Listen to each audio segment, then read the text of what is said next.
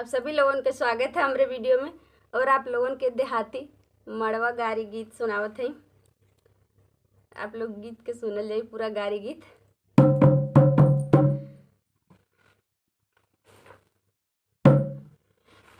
होतनी ताकिला देवलिया पे लिखल बा। तनी ताकिला देवलिया पे लिखल बा। तनी ताकिला देवलिया पे लिखल बा। तनी ताकिला देवलिया पे लिखल बा। तनी ताकिला इतवार लिखल बा, सोमवार लिखल बा।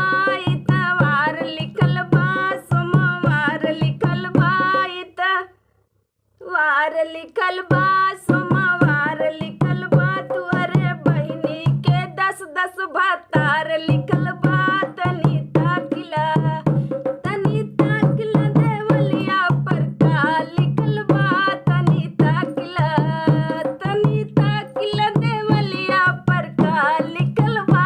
तनी ताकिला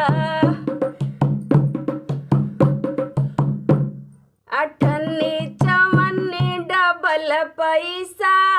अठन्नी चवन्नी डबल पैसा। अरे दुल्हा के घर में कूदल भैसा। तनी ताकिला अरे अठन्नी चवन्नी डबल पैसा। दुल्हे के घर में कूदल भैसा। तनी ताकिला देवलिया पे लिखल बा। तनी ताकिला देवलिया पर लिखल बा। तनी ताकिला बबुरे का डंडा खड़ा खड़ा। अरे बबुरे का डंडा खड़ा खड़ा। अरे बबुरे का डंडा खड़ा। तुअरे बहिनी के लड़का हो बड़ा बड़ा। तनी ताकिला देवलिया पे लिखल बा। तनी ताकिला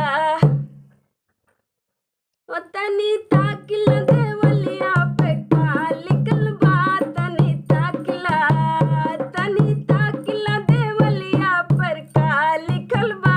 तनी ताकिला देवलिया पर लिखल बा। तनी ताकिला देवलिया पर लिखल बा।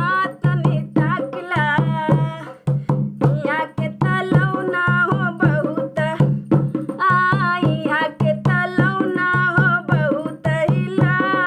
तुअर बहिन के अरे तुअरे बहिन के ले गया हीरा का लड़का।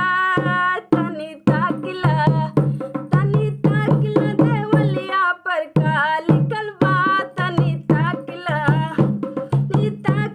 देवलिया पर लिखल बा। तनी ताकिला देवलिया पर लिखल। तनी ताकिला इतवार लिखल बा, सोमवार लिखल बा। सोमवार लिखल बा। अरे समधी के दीदी के 10 भतार लिखल बा।